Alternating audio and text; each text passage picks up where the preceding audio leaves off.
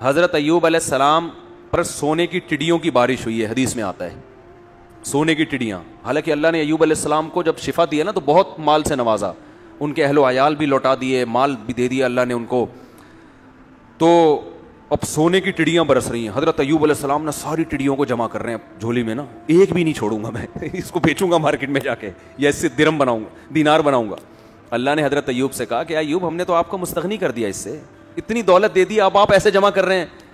تو انہوں نے فرمایا اللہ میں تیری رحمت سے مستغنی نہیں ہوں. کوئی اور یہ بھیک دے رہا ہوتا نا, نہیں دے بھائی, رکھا اپنے پاس.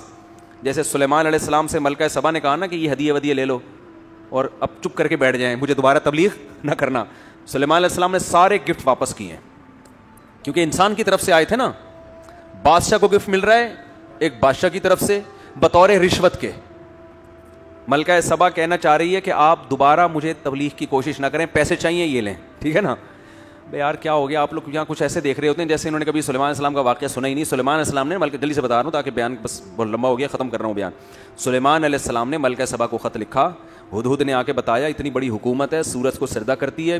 سلیمان علیہ السلام نے ملکہ سبا کو ہدہد کے ذریعے خط بھیجا, اللہ تعالی علیہ واتونی مسلمین. ان شارٹ بات کہ بسم اللہ الرحمن الرحیم, اس اللہ کے نام سے جو بڑا مہربان نہایت رحم کرنے والا ہے. انہو من سلیمان, سلیمان کی طرف سے یہ خط ہے. اللہ تعالی علیہ, سرکشی مت کرو, واتونی مسلمین, بندی بن کے چلی آؤ. وہ ایک دم ڈر گئی, بھائی یہ کون سا انداز ہے بھائی, یہ تو بہت ہی کوئی پاورفل بادشاہ ہو تو اس اسٹائل میں بات کرے گا نا.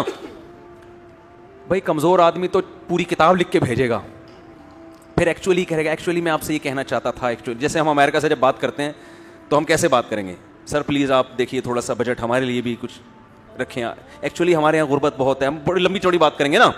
لیکن انسان کا پاور ہوتی ہے پھر اس کا اسٹائل کیا ہوتا ہے, چینج ہوتا ہے. جیسے وہ ایک آدمی نے کسی کو چاقو دکھایا کہ تیری جیب میں جو کچھ ہے نکال لے, اس نے بندوق نکال لی. اب کچھ کہنے کی ضرورت نہیں ہے, مطلب اب تیری جیب میں جو کچھ ہے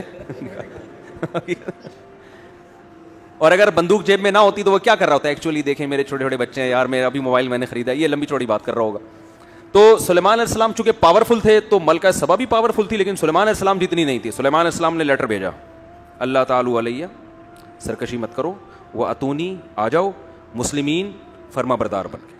تمیز سے باقی ڈسکس ہم کھانے پہ کریں گے, ڈنر پہ ہم بات چیت کریں گے کہ میں نے آپ کو بلایا کس سلسلے میں, ٹھیک ہے نا. تو وہ سلسلہ یہ ہے کہ آپ سورج کی عبادت چھوڑ دو, توحید پہ آ جاؤ. مجھے اللہ نے پیغمبر بنا کے بھیجا ہے اسی کام کے لیے, اسی سلسلے میں نے آپ کو بلایا تھا, سمجھتے ہو. تو ملکہ سبا کو اندازہ ہوا کہ بھائی یہ تو بڑا عجیب انداز ہے ان کا. تو ملکہ سبا نے کیا سوچا کہ شاید ان کو پیسوں کی لالچ والچ ہو, تو میں اتنے قیمتی گفٹ ان کے پاس بھیجتی ہوں کہ دوبارہ اس قسم کا لیٹر نہیں بھیجیں گے.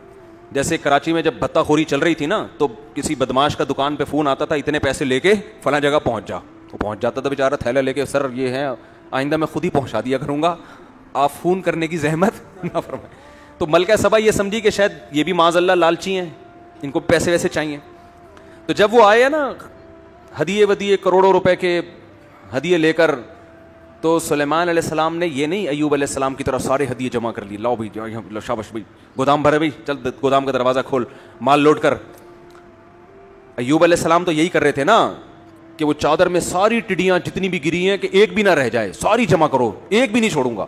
تو سلیمان علیہ السلام بھی تو یہ کر سکتے تھے نا کہ بھائی سارا مال جمع کرو, نہ کیونکہ وہ انسان کی طرف سے تھا نا, اور بادشاہ کی طرف سے تھا, ایک ملکہ کی طرف سے اپنی دھونس جمانے کے لیے. تو کہہ رہے ہیں بھائی, سلیمان علیہ السلام نے الفاظ کیا کہے, ارجع الیہم, کہا کہ فلن اتمدوننی بمال, پیسے دینا کہ میری مدد کرنا چاہتے ہو, فما آتانی اللہ خیر مما آتاکم, میرے رب نے جو مجھے نعمتیں دی ہیں وہ تم سے بہتر, میں تمہارے ٹکڑوں کا محتاج نہیں ہوں. دیکھو انسان جب انسان سے بات کرے تو اس اسٹائل میں بات کرے, بڑوں سے نہ شروع کر دیں, ابا سے کہیں ابا آپ کو پیسے دے رہے ہیں, ابا میں آپ کے ٹکڑوں کا, چھوٹوں کی اپنے جیسوں سے.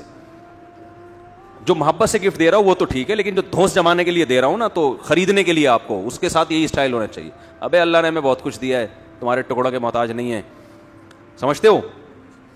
تو سلیمان علیہ السلام نے کیا فرمایا, ما آتانی اللہ خیر مما آتاکم, میرے رب نے جو مجھے دیا ہے وہ تمہاری نعمتوں سے بہت زیادہ, بل انتم بہدیتکم تفرحون, اصل بات یہ ہے کہ تم اترا رہے ہو, धौंस जमाना चाह रहे हो कि हमें इतना हमारे पास है, शोबाजी में आए हुए हो।